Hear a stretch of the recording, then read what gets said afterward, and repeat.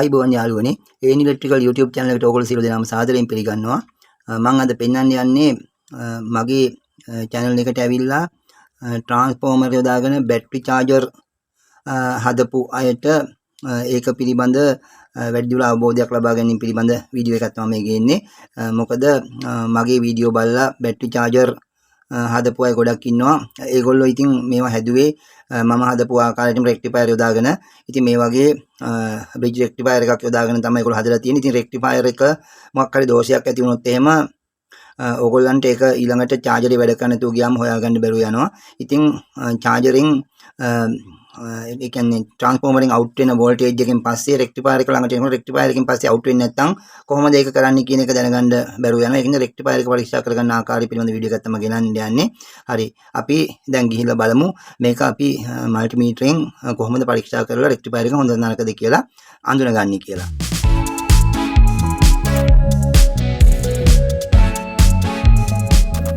rectifier එක check කරන්න මම යොදාගන්නේ digital multimeter එකක්.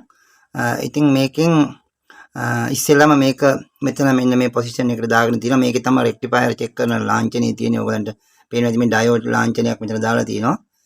ඒකට select කරගන්න අපි මේ scale එක මේක මෙතෙන්ට set කරගන්නවා. ඒක මම multimeter වීඩියෝ වලදී පෙන්නලා දීලා තිනවා. ඔයගලන්ට ගැටලුවක් තියෙනවා නම් මගේ multimeter පරීක්ෂා කරන වීඩියෝ එකට ගිහිල්ලා බලන්න. මේ digital multimeter මෙම ඊට මෙතෙන්ට දාගත්තායින් පස්සේ මේකේ තියෙන මෙතන selector switch එක මේ කහපාට මේ switch එක මේක ඔබන ගානේ මෙතන selector scale මාරු වෙනවා. ඔයාලට පේනවා ඇති මෙතන ඒ වගේ මාරු වෙනවා. ඉතින් ඒක මම rectifier check කරන diode ලාංඡනය එන එකට ඔන්නෝම දාගන්න ඕන. දාගත්තායින් පස්සේ තමයි අපිට diode පරීක්ෂා කරන්න පුළුවන්. මොකද rectifier එකක් කියන්නේ diode හතරකින් තමයි හැදිලා තියෙන එකක්. එතකොට මම ඕගලන්ට පෙන්වන්න යන කොහොමද digital multimeterෙන් මේ rectifier එක පරීක්ෂා කරගන්නේ කියලා. ඉතින් දැන් මම මේකට යොදාගන්නේ මේ වෙලාවේ ඔයගොල්ලන්ට පේනවද? ඉන්න පොඩ්ඩක් zoom කරලා පෙන්නන්න. මේක KBPC 25.2 කියන rectifier එක. මේක pin type rectifier එකක්. මේකේ තවත් වර්ග මේ attach plug ගහන system එකට එන rectifier එක. ඒ කොහොක්කත් එකයි ඒකේ ක්‍රියාකාරීත්වය ඇතුළේ එකයි. මෙතන ඔයගොල්ලන්ට පේනවා මෙතන ලාංඡනයේ ධන කියලා ගහලා තියෙනවා. එතකොට මේකේ මේ ධන එක අනිත් පින් ඔක්කොම එක සමාන පරතරයකින් පිහිටලා තියෙනවා. තුන් පැත්තේ මේ ධන එක විතරක් ඇතුළට වෙන්න පිහිටලා තියෙනවා. ඔයගොල්ලන්ට පේනවා ඇති. මෙතන මේ කුඩාවට ඇතුළට වෙන්න පිහිටලා තියෙන්නේ. අනිත් ඒවා ඔක්කොම සමාන්තරව පිහිටලා තියෙන්නේ. ධන එක අර attach plug ගහන rectifier එකත් ඒ විදිහට තමයි තියෙන්නේ. ඒකේ මේක මේ තුනම එක පැත්තට තියෙනවා. මේක වෙන අතකට පිහිටලා තියෙන්නේ. ඉතින් ඒක ඔයගොල්ලෝ මම කලින් වීඩියෝ එකකින් කියලා ඒක ඔයගොල්ලෝ දන්නවා ඇති. හරි. ඉතින් අපි දැන් බලන්න ඕන මෙහෙමයි.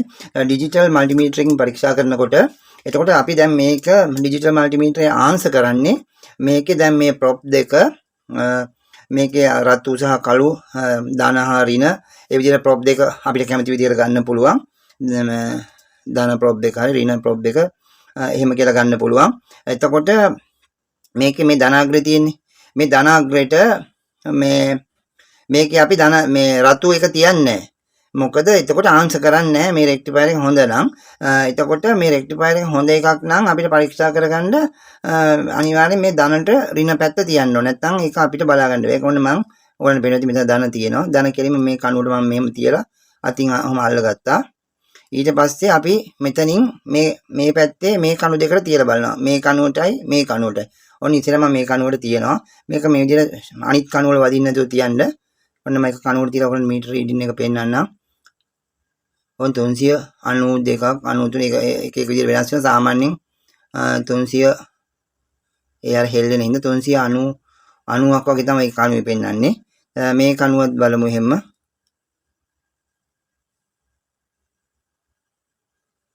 ඒ අර පොඩ හෙල්ලෙන හින්දා නැත්නම් 390 ගණන් තමයි පෙන්නන්නේ.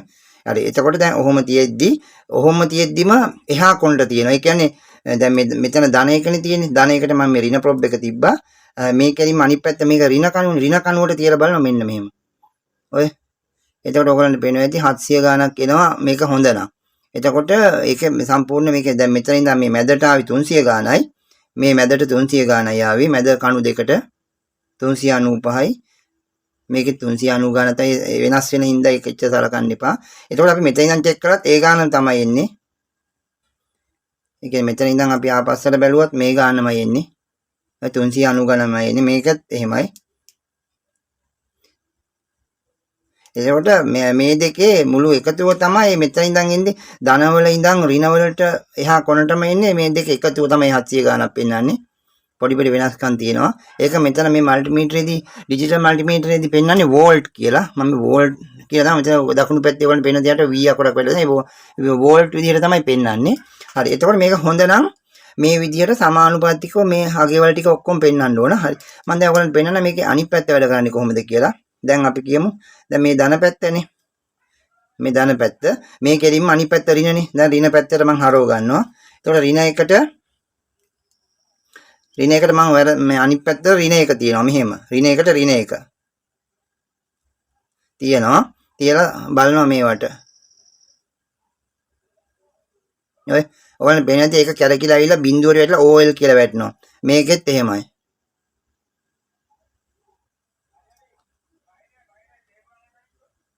ඒ කියන්නේ ඒක ඒ අතට මේ ධාරාව මේක ගමන් කිරීමක් සිද්ධ වෙන්න දෙන්නේ නැහැ. මොකද විද්‍යුතය ගමන් කරන්නේ එක අතකට නිසා ඒ අතට විදුලිය ගමන් කරන්න ඒකේ අවස්ථාව ලබා දෙන්නේ නැහැ.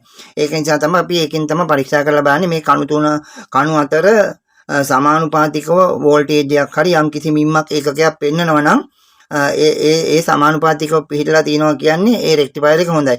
මේ රෙක්ටිෆයර් එක ෂෝට් නම් එක්කෝ මේක අනිත් පැත්තට ගිහිල්ලා වැඩ කරන්න නැතුව ඉන්නවා. එහෙම නැත්නම් OL කියලා වැටෙනවා. ඒ වගේ විෂම විදිහට මොකක් හරි ක්‍රියාදාමයක් සිද්ධ වෙනවා.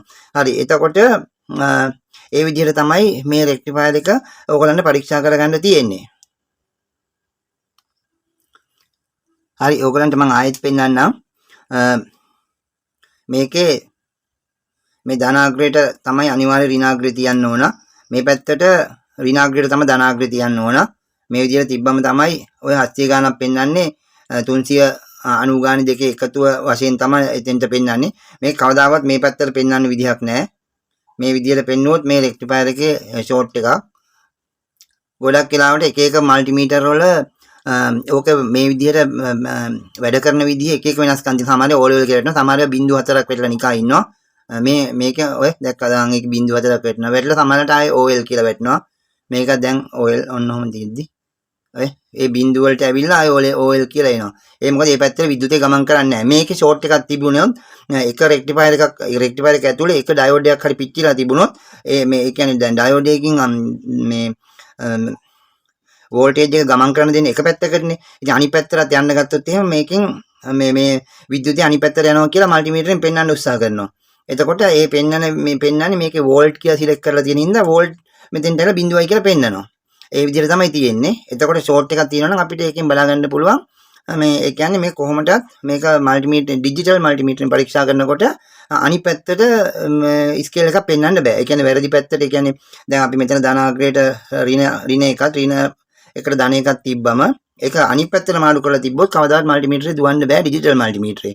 එතකොට ඒ විදිහට තමයි ඩිජිටල් මල්ටිමීටරෙන් පරීක්ෂා කරලා බලන්නේ. ඉතින් මේක ඔයගොල්ලෝ සමහර දන්නේ මගෙන් ගොඩක් අය කමෙන්ට් දාලා තිබුණා මේ රෙක්ටිෆයර් පරීක්ෂා කරගන්නේ කොහොමද කියලා.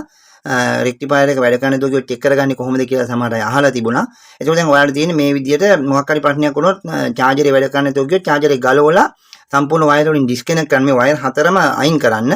අයින් කරලා තමයි බලන්න නැත්නම් ඒක වයර් වෙනම ගිහින් ට්‍රාන්ස්ෆෝමරේ කොයිල් හරහා ආවිලා වෙන රීඩින් පෙන්වන්න පුළුවන්. ඒ කියන්නේ මේ වයර් ඔක්කොම අයින් කරලා මේ විදිහට පේන විදිහට සම්පූර්ණ වෙන් කරගන්න. වෙන් කරගත්තයින් පස්සේ ඔයාලට ඒක මේ මං කියන විදිහට පරීක්ෂා කරලා බැලුවොත් මේ විදිහට තියෙනවා. ඒක රෙක්ටිෆයර් එක දෝෂයක් නෙමෙයි. ඊට පස්සේ ඔයගොල්ලෝ කරන්න ඕන වෝල්ටේජ් එක 230 පැත්තට සප්ලයි දීලා මේකට හයි කරන්න කලින් ට්‍රාන්ස්ෆෝමරේ අවුට්පුට් එක බලන්න වෝල්ටේජ් එක කොහොමද කියලා. ඉතින් වෝල්ටේජ් එක හොඳට තියෙනවා නම් එක්ක වයර් කොහෙන් හරි කැඩලා හරි ඒ වගේ ඔබට එතකොට අවබෝධ වෙයි මේ රෙක්ටිෆයර් එක මොනවා හරි අප්සෙට් එකක් ගිහිලා රෙක්ටිෆයර් එකේ ඇතුලේ ඩයෝඩ් පිච්චිලා ගිහින් රෙක්ටිෆයර් ෂෝට් වුණායින් පස්සේ තමයි ගොඩක් අයට මේ ට්‍රාන්ස්ෆෝමරේ වැඩ කරන්නේ නැහැ කියලා මේක අඳුන ගන්න බැහැ. විශේෂයෙන් තව දෙයක් කියන්න මේකට සම්බන්ධ කරන කන්ඩෙන්සරෙත් වහාම අයින් කරලා තමයි චෙක් කරනවා. මේක තියෙදි චෙක් කරන්න එපා. හරි. එහෙනම් ඉතින් මම හිතනවා මේ වීඩියෝ එක ඕගොල්ලන්ට විශේෂයෙන් ට්‍රාන්ස්ෆෝමර් යොදාගෙන වාහන බැටරි charge කරන්න charger හදපුවාට මේක ප්‍රයෝජනවත් වෙයි කියලා මම හිතනවා. හොඳයි. එහෙනම් මේ වීඩියෝ එක බැලුවට බොහොම ස්තුතියි. මම ඊළඟ වීඩියෝ එකේදීනුත් ඇනලොග් මල්ටිමීටරයෙන් මේක පරීක්ෂා කරන්නේ කොහොමද කියලා වීඩියෝ එකක් ගෙන එන්නම්. හොඳයි. එහෙනම් මේක බලලා ඕගොල්ලන්ට ප්‍රශ්න ආවොත් ඕගොල්ලන්ට ප්‍රයෝජන ගන්න කියලා මම ඕගොල්ලන්ට කියනවා. එහෙනම් මගේ වීඩියෝ එක බලනකොට බොහොම ස්තුතියි. මම අමල් සේනාරත්න ඊළඟ වීඩියෝ එකේදී නැවත හමු වෙමු. ඕගොල්ලෝ සියලු දෙනාටම සුබ දවසක්.